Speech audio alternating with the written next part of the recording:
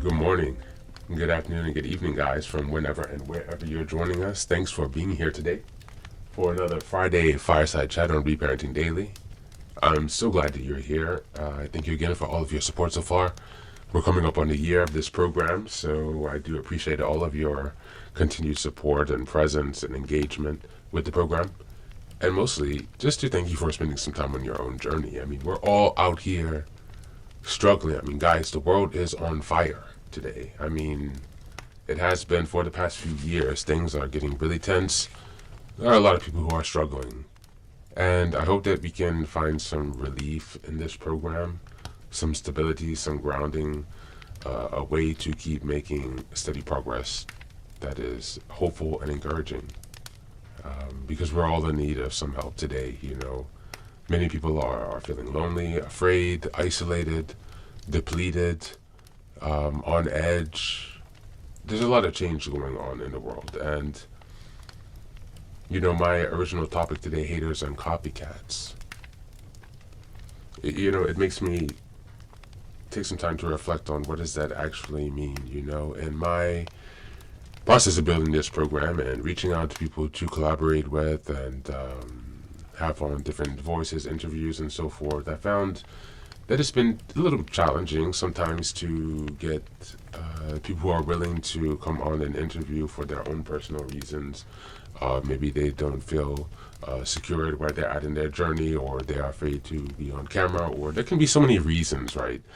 But basically what I've noticed that also there are some people who don't respond, but then subtly start to copy and steal my ideas and my content and my media.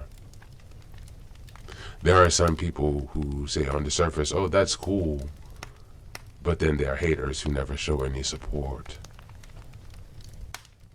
So as we juxtapose these two ideas, because my original point was to come on here and talk some shit about all these haters and copycats.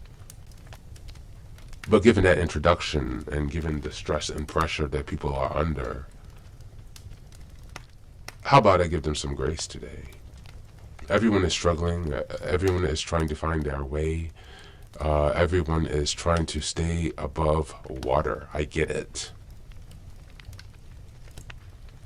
But it's really frustrating to see people just copying your ideas and not replying to you.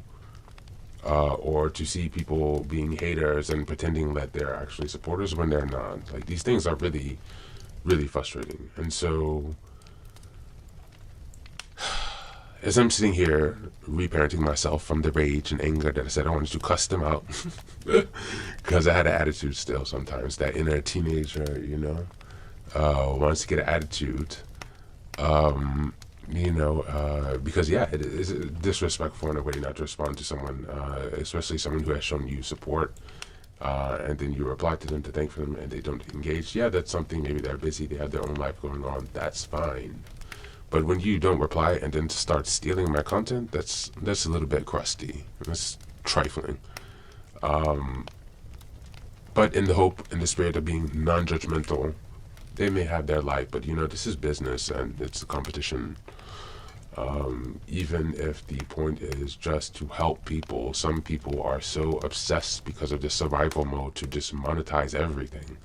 That's why I've made the majority of my program and all these episodes for free. I have spent hours and hours and hours and hours on this project. And I don't charge anything except for my books, and I accept donations. And there are people who really want to steal my ideas to try to monetize them for themselves. That's fine, because they will not have the authentic energy, the authentic care, the authentic love and drive that I have for it. And so I'm talking myself down from that rage and frustration. I do have the right to feel that, and it is a real situation that warrants that emotion, but is it really right? What else does having haters shows me? It shows me my real level. People only hate on you and try to drag you down when you are doing better than them. Nobody hates on someone who is doing worse than them. Nobody attacks and tries to drag someone down who is already below them. They only do that to people who are doing better than them, for people who are succeeding and achieving things that they will never be able to do themselves. As for the copycats, again, that just shows that my brain has some bomb-ass ideas, because I know I'm the shit. And I'm so fucking creative. I'm so innovative. This is not arrogant. This isn't me owning who I am. I've always been a creative person. I write songs, music, I write stories, I write everything. I create so many different inventions in my mind, and some of them I moved on, some of them I haven't. So I know my source of creative power, and I see that people are jealous and envious of that. Now, how to reparent myself through this, for example, away from the anger and the attitude to extracting it and changing my perspective on it to view it in a more positive and even uplifting way. Okay, they're copying me because I'm the shit. That's definitely flipping the internal dialogue that I have going on, the frustration, right? It's kind of seeing it as them honoring me, So the reason why I bring this up today, because there are many situations and scenarios in life where this kind of approach can be critical, helping you to tweak your understanding of a certain situation or viewing it in an entirely different light. That is your source of power. And guess what? It's free as fuck. And it's easy. And so on this Friday Fireside Chat, I want to encourage you all to take a chance on yourself. Choose empowering thoughts and empowering messages and go after your dreams.